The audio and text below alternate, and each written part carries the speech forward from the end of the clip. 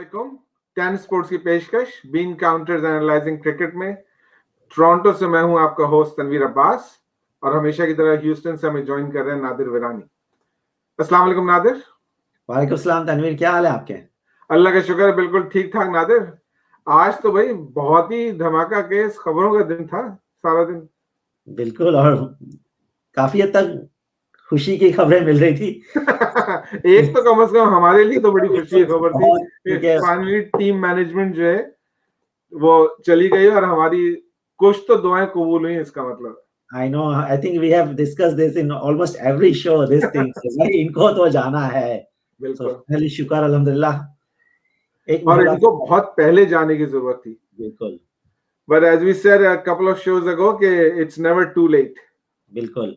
So ये चले गए कि इनको एग्जिट Well, करना गया है? कहने को तो उन्होंने रिजाइन किया है, लेकिन आई थिंक सभी को मालूम है कि ये फेस सेविंग रेजिग्नेशन है और आई डोंट थिंक उन्होंने रिजाइन किया होगा, उनको कहा गया होगा जाने के लिए। सही बात है, मेरा भी यही गट फीलिंग है कि बैक ऑफ द स्टेज में समथिंग हैज हैपेंड कि कहा गया होगा भाई चले जाओ वरना फिर हम एक्शन लेंगे। क्योंकि अगर आप फ्लिप साइड देखें तो इस वक्त रिजाइन करना, जो आपके वर्ल्ड कप से में 1.5 महीना रह गया तकरीबन, उस वक्त रिजाइन करना तो it's even worse than what you have been doing all along. बिल्कुल। सो आप एक सीरीज, एक next week another series starting and then T20 world cup. So आपका कॉन्ट्रैक्ट स्टिल 1 ईयर तक वैलिड है। सो आप ऐसे तो रिजाइन नहीं कर सकते। आप और आप तो ऐसे तो कोच नहीं थे कि भाई आप तो अच्छे खासे नामवर पाकिस्तानी कैप्टन रह चुके हैं दोनों। सो you have your own credibility कि you just cannot just run away. Exactly, और excuses आप देखें कि जो है इतना बायोसिक्योर बबल में और ये और वो, आपको पता नहीं था क्या कि इस तरह से ही रहने हमें आगे चल करके। आप एक्सपेक्ट करते हैं कि प्लेयर्स रहेंगे इस तरह, लेकिन आप जब आप पे रेडी तो बोलते नहीं अब मैं तो भाग रहा हूँ। और हमारा और वकार बोल रहे हैं भाई मिसबा जा रहे हैं तो मैं भी जा रहा हूँ। वकार को देखें, हम भी चले आपके साथ। अरे हम साथ साथ आए थे, साथ साथ जाएंगे। I can not believe it कि यार कि भाई कि आप कैसे ये बोल सकते हैं कि भाई मैं भी जा रहा हूँ साथ उनके। तो सही बात है। Something very fishy. So I think this is definitely face saving. There is no way they would have resigned of their free will. बिल्कुल। लेकिन at least so चलो, I think this is a very good news, great news, and इनके जो new appointments हैं रज़ाक और सकलैन मुश्ताक, उनके बारे में आपकी क्या ओपिनियन है? They are both interim coaches. Yes. और हो सकता है कि इंटरिम के लिए इससे ज्यादा बेहतर चॉइस हमारे पास शायद इस वक्त नहीं थी अवेलेबल। रज़ाक जो है वो केपी के भी कोच रह चुके हैं और केपी को एक टीम को उन्होंने जिताया भी है। तो and he himself was a very good striking batsman. हो सकता है कि वो टीम में प्लेयर्स का एटीट्यूड चेंज करने में कुछ कामयाब हो, जो कि पिछले कुछ सालों से हमारा जितना डिफेंसिव अप्रोच था वो हो सकता है कि कुछ चेंज हो अब। लेकिन बहरहाल उनके पास टाइम बहुत कम है। कि टाइम इतना कम है कि अभी हम एक्सपेरिमेंट करेंगे न्यूजीलैंड के अगेंस्ट, जो उनकी एक सेकंड 11 है, राइट? और फिर हम उनके खिलाफ जीत जाएंगे तो फिर हम बोलेंगे oh our batting is now good, whatever we want to say, right? So time इतना कम है कि ये लोग के पास भी अच्छा खासा, मतलब I shouldn't say that excuse है कि भाई हमें तो टाइम ही नहीं मिला कि हम अपने प्लेयर्स को कोच कर सके, राइट? सो वही बात है कि आपने जैसे पहले मेंशन किया कि इस मौके पे मिसबा को he just ran away, so it was not a good decision, right? Yeah, लेकिन as I was saying, Razak जो है also, even though I think he's a good player, he could be a decent coach, लेकिन he's also very immature, I think, from a lot of things that he says. ऐसा लगता है कि उसकी maturity level जो है जहां होने चाहिए एक head coach को, वहां भी है नहीं. So I'm not sure he is the right person for the job, and maybe PSC right person for the job on the long term basis. So PSC ढूंढ रहे, एक्चुअली जितने भी हमारे शॉर्ट लिस्ट में कैंडिडेट्स थे apparently उनमें से कोई भी अवेलेबल नहीं है। और प्लस वर्ल्ड कप से इतने थोड़े दिन पहले तो कोई सुसाइड का ख्वाहिशमंदी होगा जो कि पाकिस्तानी टीम की कोचिंग लेगा, लेकिन वर्ल्ड कप के बाद most likely we will find a much better coach, hopefully. सही कह रहे हैं, ठीक है। So let's hope that these two do a decent job, और जो इतने अरसे हमारी टीम को डैमेज किया है उसका कुछ रिपेयर वर्क स्टार्ट हो सके। हाँ, क्योंकि जब Misbah took over, we were number 1 in T20. Yeah. Okay, and now look where we stand now. Exactly. Talking about repair work, ji, we announced our World Cup and New Zealand and England series T20 squad today. Wishful squad. अगर Interesting. आप पूछेंगे कि wishful क्यों लिखा है, तो मेरा ख्याल है अभी जब हम लोग डिस्कशन शुरू करेंगे ना, तो आपकी खुद समझ में आ जाएगा कि ये विशफुल का क्या मतलब है। सही। तो एक नजर पहले जरा स्क्वाड पे डाल लेते हैं, फिर हम उसके बाद स्क्वाड पे बात करते हैं। बिल्कुल। तो ओपनर्स में हमारे पास दो ही ओपनर्स लेकर के हम जा रहे हैं, बाबर आजम, मोहम्मद रिजवान जी। फिर बैट्समैन की कैटेगरी में हमारे पास हैं सोहेब मकसूद, मोहम्मद हफीज, आसिफ अली, खुशदिल शाह और आजम खान। लेकिन कैटेगरी तो बैट्समैन का है, तो बैट्समैन तो दो ही थे इसमें। मसला ये कि वो बात बिल्कुल सही, लेकिन ये तीनों जो है ना ऑलराउंडर्स की कैटेगरी में आते हैं, ना बॉलर्स की कैटेगरी में आते हैं, ना ओपनर्स की कैटेगरी में आते हैं, तो हमने उनको बैट्समैन की कैटेगरी में डाल दिया। Okay, we don't have choice. हम एक अदर्स की कैटेगरी भी बना सकते थे और उसमें भी डाल सकते थे। जैसे अकाउंटिंग में मिसलेनियस जनरल एक्सपेंसेस होता है ना, जो एक्सपेंस कहीं समझ में नहीं आता।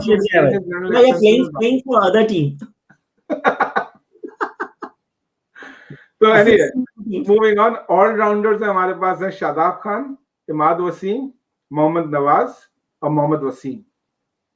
Mohammad Waseem as an allrounder जा रहे हैं। Allrounder, okay, very interesting. और बॉलर्स में हमारे पास हैं शाहीन शाह अफरीदी, हसन अली, हारिस रऊफ और Mohammad Hasnain. Although I would think Hassan Ali maybe is a better all-rounder than Mohammad Wasim. Yeah, so इसमें हमारे पास तकरीबन 5 फास्ट बॉलर है, राइट? मोहम्मद वसीम मिला के। बिल्कुल। And we don't have any specialist spinner in the squad. एक भी स्पेशलिस्ट स्पिनर हमारे पास नहीं है, क्योंकि उसकी एक बहुत बड़ी वजह है कि हमारे पास स्पेशलिस्ट स्पिनर क्यों है। ठीक है, क्योंकि हमें शादाब खान को खिलाना है हर मैच, और हमने उनको वाइस कैप्टन बना करके भेज रहे हैं। हमने वो हमारे वाइस कैप्टन है, तो मेरी तो बिल्कुल ये बात समझ से बाहर है कि why Rizwan is not vice captain of the team, though he is vice captain for test match, he is vice captain for ODI, and I think he is only one of the few players in the team whose spot is fixed in the playing 11. बिल्कुल। तो हम शादाब को तो जबरदस्ती फिर हमें खिलाना पड़ेगा, regardless whether he is performing or not, because he is our vice captain. और जो कि वो अभी तक परफॉर्म कर भी नहीं रहे। हमारे पास टेस्ट मैच में एक बैट्समैन है इमरान भट्ट, जिसको कि हम फील्डिंग वजह से टेस्ट मैचेस खिला रहे हैं। बिल्कुल। और हमारे पास T20 में एक प्लेयर है शादाब खान, जिसको हम फील्डिंग की वजह से T20 गेम्स खिला रहे हैं। और क्योंकि उसको खिलाने हैं तो लिहाजा वो उससे लेग स्पिन बॉलिंग भी करानी है और उसको बैटिंग भी उसी से करानी है। So I think Shadab ne in one of the PSL he batted really good. We should give him credit, because I think not this the PSL number 5 पे I think he was really good, but उसके बाद से इसकी performance एकदम खराब हो गई है। हाँ, और हम जैसा अपने पिछले शोज में हमने ये कहा है कि शादाब जो है ही इज अ गुड प्लेयर। हम शादाब को ये नहीं बोलते हैं शादाब बेकार प्लेयर, आसिफ अली की कैटेगरी में नहीं है, he is actually a very useful player.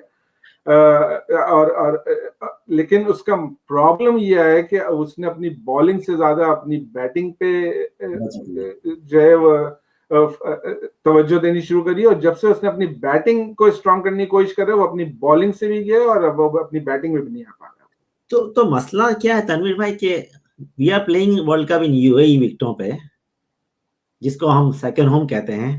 However second home हर प्लेयर के लिए वो सेकंड होम है, बिकॉज़ आईपीएल तो सारी दुनिया के लिए सेकंड होम है। जितने दुनिया के अच्छे प्लेयर हैं वो आईपीएल खेल रहे होंगे हमसे पहले 1 महीना वहां पर। बिल्कुल। सो आईपीएल तो हो रहा है वहां, लेकिन यूएई में जो वर्ल्ड कप हो रहा है और उसमें spinning wicket will be there. So हमारे पास स्पेशलिस्ट स्पिनर्स क्यों नहीं है हमारे पास? Because we have Shadab. और क्या हम ये कर सकते थे कि हम 5 फास्ट बॉलर की जगह हम 4 फास्ट बॉलर रखते हैं और एक हम स्पेशलिस्ट स्पिनर रखते हैं? लेकिन क्या हम अफोर्ड कर सकते हैं टीम के अंदर? अगर हम अकलमंदी से स्क्वाड बनाते तो हम बिल्कुल ये कर सकते थे, लेकिन कि हम जो है हसनैन को रिजर्व में रखते और उस्मान कादिर को लेकर के आए थे, या फिर जाहिद महमूद को लेकर के आते हैं। जाहिद महमूद ने क्या कसूर किया? उसको बेचारे को हमने एक T20 खिलाए, उसने अपने पहले ओवर में 2 विकेट ली, मैच में 3 विकेट ली, और उसके बाद हमने उसको खिलाई नहीं T20। और कितने उसे और उसने जो अपना पहला T20 खेला था वो जब साउथ अफ्रीका पाकिस्तान आई थी पिछले साल, मेरा ख्याल से, राइट, जब खेला था उसने, ये साल के शुरू में। तो परफॉर्मेंस क्यों दी उसने भाई? उसको परफॉर्मेंस नहीं देते तो शायद टीम में होता वो। बिल्कुल। अब ये हमारा मसला ही सारा ये है कि हमारे यहाँ सिर्फ हम लोग जो है दोस्ती, यारी और रिश्तेदारी और कौन पसंद है कौन नापसंद है उस बेसिस पे हम टीम सेलेक्ट कर रहे हैं। मेरिट का तो कहीं कोई आप आसिफ अली देख लें क्या परफॉर्मेंस है। अभी आप PSL में कोई परफॉर्मेंस नहीं है। अभी आप मुझे बताएं कि CPL में क्या कर रहा है वो। Exactly. Let's I will change the banner ताकि हम नेक्स्ट टॉपिक पे आ जाते हैं कि सरप्राइज इंक्लूजन। अब आसिफ अली, यू कंटिन्यू, जैसा आप बोल रहे हैं CPL में क्या परफॉर्मेंस कर रहे हो? क्या 32 का एवरेज है, striking rate is under 100 in T20। या 96 का स्ट्राइक रेट है, 32 रन बनाए उन्होंने मेरा ख्याल है 5 गेम्स में। So and on what basis he is in the team? Okay, oh, he's a big slogger. That is the only basis जो मोहम्मद वसीम ने मेंशन किया है। What is the basis for his inclusion? और कब किया भाई? क्या ये भी तो बताओ कि कब किया उसने स्लॉगिंग? हाँ, कब किया? 1.5 साल पहले उन्होंने अगर करा भी था तो 1.5 साल पहले किया था। इंटरनेशनल क्रिकेट में आकर के नहीं कर पा रहा है वो एक सिर्फ डीप मिड विकेट पे एक शॉट मारते हैं, वहां पे भी हमेशा फील्डर एक ही जगह पे खड़ा होता है, सीधा उसी के हाथ में बॉल जाती है, उसको हिलना भी नहीं पड़ता उस फील्डर को ज्यादा। बिल्कुल, हमने बेंच पहले भी मेंशन किया, ये हर फील्डर को प्रैक्टिस कराता है ये। बिल्कुल। और ये तो ये कि इनको कोई बहुत छोटे से ग्राउंड में खिलाएं जहाँ के बाउंड्रीज है 30 यार्ड से थोड़ी बाहर हो, तो फिर वो 6 चला जाएगा, कैच नहीं होगा। लेकिन अगर बाउंड्री रेगुलर लेंथ की है तो फिर तो वो कैच ही होगा, 6 तो होता नहीं वहां पर। तो कोई परफॉर्मेंस ही नहीं है। That was a very surprise inclusion. Asif Ali का तो मैंने सोचा भी नहीं था कि वो वापस आएगा इतनी जल्दी।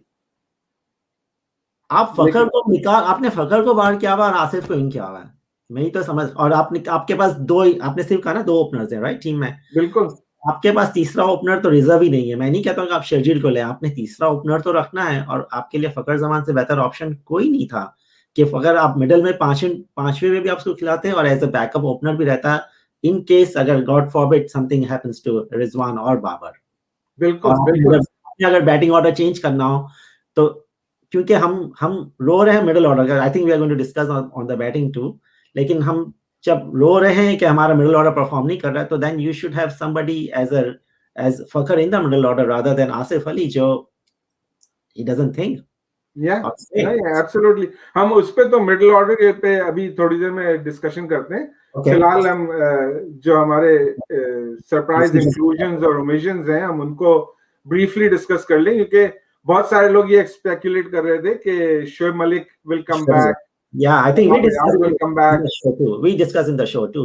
Yeah, so शोएब मलिक को अगर हम पहले जरा से देखें तो ठीक है, शोएब मलिक कुछ थोड़ी बहुत परफॉर्मेंस है। CPL में तो कोई परफॉर्मेंस नहीं आई शोएब मलिक। जहां तक मुझे याद पड़ता है कश्मीर प्रीमियर लीग में भी कोई ऐसी खास परफॉर्मेंस नहीं, I don't think so. तो मैं कम से कम इस बात के हक में नहीं था कि शोएब मलिक वापस आए। ऑल्दो जो आई हैव टू से कि जो हमारे पास इस वक्त ऑप्शंस हैं मिडिल ऑर्डर में, शोएब मलिक कम से कम उनसे तो बेहतर ही थे। एग्जैक्टली। अगर हमने आसिफ को लेना था तो हम शोएब को ले सकते थे। अगर हमें आसिफ अली को ही खिलाना है तो फिर इससे बेहतर है कि हम शोएब मलिक को खिला लेते। एग्जैक्टली। वहाब रियाज की भी परफॉर्मेंस CPL में अच्छी खासी चल रही है। पहले मैच में उनकी काफी पिटाई हुई थी, आई थिंक 4 ओवर में 60 कुछ रन दिए थे जी, और जो कि अक्सर वहाब रियाज के साथ होता है कि कभी कभार वो बहुत पिटता है।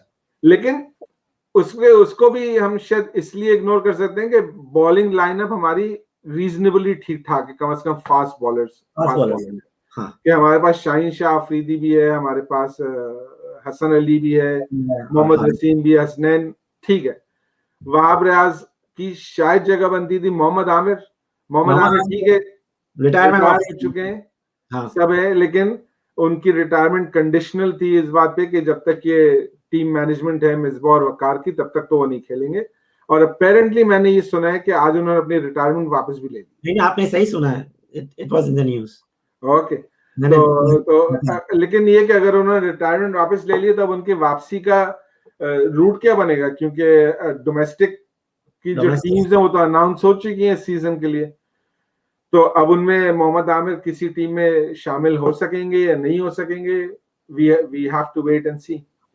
I think I should Nader also mention here कि although के स्क्वाड हमने वर्ल्ड कप का अनाउंस कर दिए, लेकिन इस स्क्वाड में changes up to October 13th या अक्टूबर 16th अक्टूबर 16 तक yes इसमें चेंजेस हो सकते हैं। तो जहां तक मेरा ख्याल है कि ये इंग्लैंड और न्यूजीलैंड की सीरीज एंड पॉसिबली इवन जो पाकिस्तान का डोमेस्टिक T20 टूर्नामेंट जो है वो भी सितंबर 25 से स्टार्ट हो रहा है और अक्टूबर 13 तो खत्म होगा वो। हो सकता है वहां से कोई सरप्राइज इंक्लूजन इस लिहाज से आ जाए, कोई प्लेयर है जैसे हुसैन तलत है या जो भी है वो अच्छी परफॉर्मेंस करे तो हू नोस के उनको भी फिर कंसीडर कर लिया जाए। फहीम अशरफ को हमने इतने अरसे से खिला रहे हैं साथ, लेकिन ठीक है वो भी परफॉर्म नहीं कर रहा था अभी, लेकिन he is a useful allrounder. Sharjeel Khan के बारे में कुछ कहेंगे आप? Sharjeel Khan I think got enough opportunity, और अभी अगर लेटली अगर वो परफॉर्म कर रहा तो हो सकता था शायद टीम में आ जाता, लेकिन अगर हम फखर को 15 में नहीं रख रहे तो I don't think so Sharjeel. I agree with you as well. और जहां तक हमें मालूम है रमीज राजा का एक बहुत स्टांस है टेंटेड प्लेयर्स जो हैं उन पे, तो उनके आने के बाद आई डोंट थिंक अब शर्जील का कोई चांस है कि वो दोबारा नेशनल साइड में आएंगे। बिल्कुल सही कह रहे हैं आप। And I agree with that policy. Yeah. I think in Pakistan we need to clean up our sides from any tainted players. So Mohammad Aamir भी गया इसका मतलब, right? Mohammad Aamir is an exception. वो उस पे तो हम पूरा एक शो कर सकते हैं अलग से, लेकिन briefly मैं खाली यहाँ पे बोलूँगा Mohammad Aamir was literally a kid when he did this। जब उसको उसके कैप्टन ने बोला कि जो है ये करना है, सब यही करते हैं, ये भी ये करते हैं, ये भी करते हैं, तो उन्होंने वो सीनियर प्लेयर थे, सुपरस्टार थे, उन्होंने भी ये किया था, सभी करते हैं और ये करना है। तो ही वाज फॉलोइंग ऑर्डर्स और उसने जैसी पकड़े के उन्होंने फौरन अपनी गिल्ट को एडमिट किया और and he came clean right from the beginning. So I give Mohammad Amir some advantage because of that के ठीक है। ओके उसकी age is like at 17 you don't have that maturity at all. सही। और स्पेशली जब आपका कैप्टन आपको बोल रहे हैं करने को। सही। क्योंकि हमारे यहाँ तो भाई भाई करके तो आपने सबके साथ ही आपके मेंटोर होते हैं। सर सलमान भाई थे वो मोस्ट लाइक। सब भाई होते हैं भाई।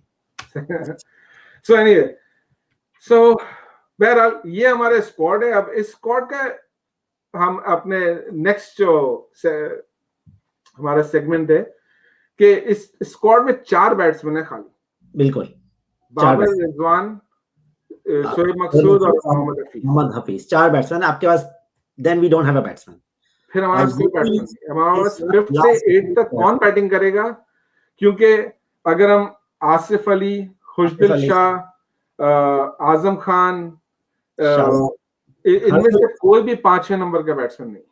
और इन 3 आई मीन आसिफ, खुशदिल और आसिफ, खुशदिल और आजम में से इसमें से 2 ही खेलेंगे, तीनों मोस्ट लाइकली नहीं खेलेंगे, राइट? सो अगर खिलाएंगे, आसिफ खिलाएंगे, 5 नंबर पे बैटिंग करने वाला कोई नहीं है मेरे हिसाब से। अगर इनमें से कोई बैटिंग करेगा तो वो खुशदिल ही कर सकता है 5 नंबर पे। आसिफ को, आजम खान को इतनी जल्दी भेजना बिल्कुल भी नहीं। और मेरा नहीं ख्याल है कि खुशदिल भी 5 नंबर का batsman. I think what team management should experiment in the next series is कि जो हमारे स्टीव स्मिथ हैं उनको नंबर 5 पे ला करके खिलाएं, यानी शादाब खान को ला करके नंबर 5 है, उनको बैटिंग करने का शौक भी है, उसको ट्राई करके देखें कि वो नंबर 5 पे कैसे चलते हैं। क्योंकि खुशदिल को तो नंबर 5 पे लाने उसको के फेल होने वाली ही बात है मेरा। तो आप अगर आज का स्टेटमेंट देखें चीफ सेलेक्टर का, तो उसके स्टेटमेंट से तो यही है कि भाई Khushdil and Asif are going to be part of this middle order. Okay, at 6 and 7. That's how I read it. Okay, that's how I read it. That's my opinion. Your opinion could be different, but that's what I read it. what he said कि Azam Khan is like a backup reserve wicketkeeper batsman है.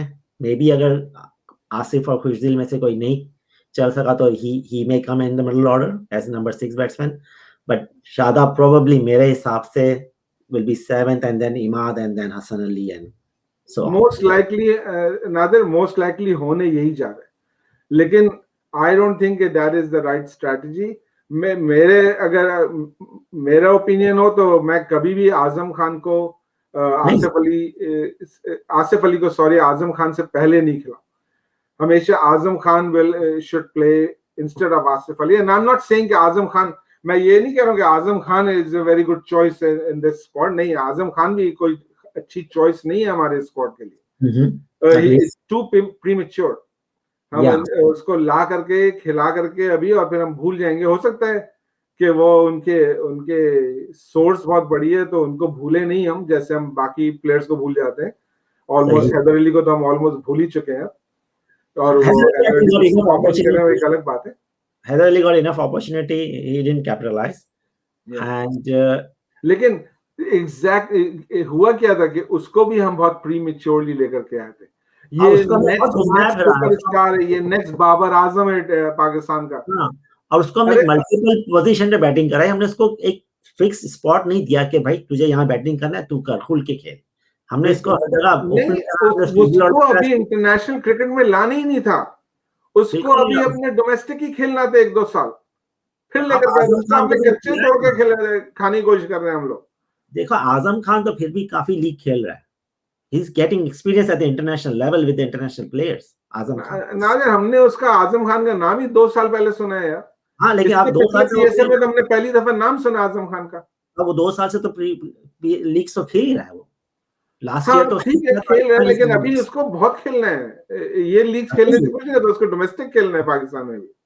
बिल्कुल खेलना है ना. तो आप, लेकिन आप मुझे बताएं व्हाट इज योर अल्टरनेट.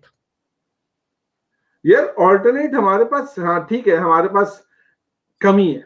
मैं ये नहीं कह रहा हूँ कि हमारे पास बेताशा लोग पीछे पड़े हुए थे, लेकिन हम हुसैन तलत को भी तो ट्राई कर सकते थे. अभी Hussain Talat is a good option, as an he is also like an bowling भी कर सकता है. वो इज अ गुड ऑप्शन. वो समझदार प्लेयर है. वो हर बॉल पर स्लॉग नहीं करता है द वे आजम और आसिफ अली करते हैं. बिल्कुल. Hussain Talat is a good option. Yeah, and Azam Khan, don't take me wrong, I like Azam Khan. I just think he has been brought into the side little too soon. I agree, totally. I like that is my only problem with him. मेरे ख्याल से आजम खान को ये आजम खान को देख रहे हैं 1992 का Inzamam ul Haq. I'm telling you, ये मेरा एक्सपेक्ट कर रहे हैं कि आके हमारे एक आध मैच ऐसे मैच विनिंग परफॉर्मेंस देके हमें निकाल देगा आगे की तरफ. यहाँ तो मैं सोच रहा हूँ सेमीफाइनल नहीं पहुंचेंगे. ये पता नहीं ये लोग क्या सोच रहे हैं. बिल्कुल. और इसीलिए हमने वो विशफुल जो ब्रैकेट में लिखा था इन्हीं सब बातों की वजह से. नहीं, बिल्कुल सही लिखा आपने. क्योंकि हम लोग हम एक इमेजिन कर रहे हैं कि यार ये कर देगा, ये वो कर देगा. ये नहीं देख रहे हैं कि भाई इस बंदे में इतना टैलेंट है भी कि ये कर सकता है कि नहीं कर सकता इंटरनेशनल लेवल पे. बिल्कुल. पता नहीं आसिफ अली के लिए, खैर एनीवे आई डोंट नो. हमें वर्ल्ड कप में 5 गेम खेलने लीग स्टेज में, इंडिया से, न्यूजीलैंड से, अफगानिस्तान से, मोस्ट लाइकली बांग्लादेश से, और हो सकता है 5वीं टीम श्रीलंका हो जाए. तो किसे जीतेंगे? उनमें से हमें 4 जीतने हैं, लेकिन मुझे ऐसा लग रहा है कि एक ही जीतेंगे. मुझे भी ये लग रहा है एक ही जीतेंगे, वो भी तुक्के में शायद जीत जाएंगे. नहीं यार, अल्लाह करे कि इनकी जो विशफुल थिंकिंग है उसमें कोई मिरेकल हो जाए और कुछ काम बन जाए. वरना से जीत सकते हैं भाई. कभी बारिश हमें पहुंचा देता है, कभी कुछ हमें पहुंचा देता है, कभी इस टीम के साथ जीतने का सिर्फ एक यही तरीका है कि बाबर और रिजवान जो है वो हर मैच में एक लंबा स्टार्ट दें. 100-125 रन का 10-12 ओवर में. 10-12 ओवर से ज्यादा नहीं खेले, मतलब 10-12 ओवर में 120-25 रन करें. और वो कर सकते हैं. लेकिन जब वो जल्दी आउट हो जाते हैं ना, 50 रन करके आउट हो जाते हैं, 50 पे आउट हो जाते हैं, तब प्रॉब्लम हो जाती है. क्योंकि वो 50 रन बनाने में वो बहुत सारी बॉल कंज्यूम कर लेते हैं. बात ये है और उनकी एक्सेलरेशन देर से आती है.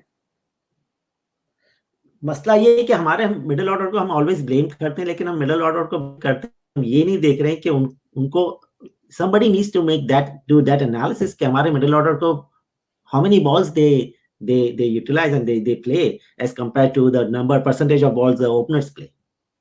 बिल्कुल we need to do that comparison के भाई हर गेम में अगर बाबर और रिजवान 12 और 14 ओवर से बैटिंग कर रहे हैं तो मिडिल ऑर्डर को क्या मिल रहा है, क्योंकि अगर उनको आगे सिर्फ स्लॉक करना है तो then of course then they are going to get out. बिल्कुल उनके पास मेजॉरिटी ऑफ द गेम्स में हमारे जो मिडिल ऑर्डर बैट्समैन है वो दो सिचुएशंस में आते हैं बैटिंग करने। या तो टीम का बहुत बुरा हाल होता है क्योंकि टॉप ऑर्डर बहुत जल्दी आउट हो गया, बाबर रिजवान जल्दी आउट हो गए और प्रेशर में आ गए हम शुरू से, अब हमें इनिंग बिल्ड करने की जरूरत है किसी तरह से। या फिर ये कि हमारे पास ओवर्स ही नहीं बचे और हमें बहुत ज्यादा स्ट्राइक रेट से खेलना है तो हमें सिर्फ स्लॉक करने की जरूरत है। तो I don't know, man. I don't want to talk. I think we had enough discussion on Babar and Rizwan opening, and that is not gonna. I don't want to discuss that again. But anyway, yeah, नहीं अगर and I don't want to go there as well. लेकिन अगर फर्ज करें कि इस वक्त फखर और रिजवान ओपन कर रहे होते, बाबर नंबर 3 पे होते, सोहेब नंबर 4 पे होते, हफीज नंबर 5 पे होता, तो एक अच्छी आपके पास डेप्थ बन जाए। फिर आपके खुशदिल शाह या आजम आसिफ अली आपका मिडिल ऑर्डर 5 नंबर पे बैट्समैन 5 तक तो आपके बैट्समैन अभी तो हम 4 तक के बैट्समैन पे ही बैठे हुए हैं।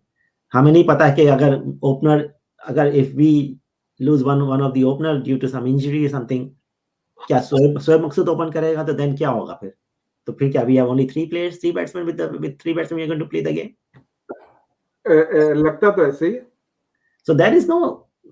What is the? This is a very flawed. Yeah, this assumes कि हमारे यहाँ सारे वर्ल्ड कप में बाबर को और रिजवान को किसी किस्म में कोई इंजरी हो ही नहीं सकती। कोई इंजरी नहीं होगी, कुछ नहीं होने वाला है। assumption ये कि ये 10-12 ओवर खेलेंगे लेकिन ये 80-90 रन बनाएंगे, ज्यादा नहीं बनाएंगे। Yeah. Hence wishful within brackets. बिल्कुल। Agreed. Anyway. टीम पाकिस्तान है और हम जब 24 अक्टूबर से जब पाकिस्तानी टीम अपना पहला मैच खेलेगी तो हमारी पूरी बैकिंग होगी पाकिस्तानी टीम को, लेकिन मेरेकल के साथ ही। बगैर किसी मेरेकल के तो आई डोंट थिंक के पाकिस्तान इंडिया को न्यूजीलैंड को हरा सकती है। किसी को एक्सेप्शनल परफॉर्मेंस कोई देगा, 1-2 प्लेयर, तभी होगा। अगर ये सब अपने उस पे नॉर्मल खेलेंगे मुझे नहीं लगता कि हम इन दो टीम्स को हरा सकते हैं। अफगानिस्तान को भी हराना मुश्किल होगा मेरा ख्याल। अफगानिस्तान को हराना भी मुश्किल होगा सर, आप देख लीजिएगा। अफगानिस्तान को भी हराना मुश्किल होगा। बिल्कुल सही बात। वर्ल्ड कप भी हम जीते थे, मार के जीते थे वो गेम भी। तो Afghanistan not an easy team at all. बिल्कुल बिल्कुल। हमारा माइंडसेट, हमारा अप्रोच बहुत डिफरेंट है। सही कह रहा। Anyway, I think that's our discussion for today on the squad. इंशाल्लाह अगले शो के साथ फिर हाजिर होंगे। अगर आपको हमारा शो पसंद आए तो प्लीज इसको लाइक, शेयर और सब्सक्राइब करिए और इंशाल्लाह अगले शो के साथ फिर कुछ दिनों में हाजिर होंगे। मेरी तरफ से अल्लाह हाफिज।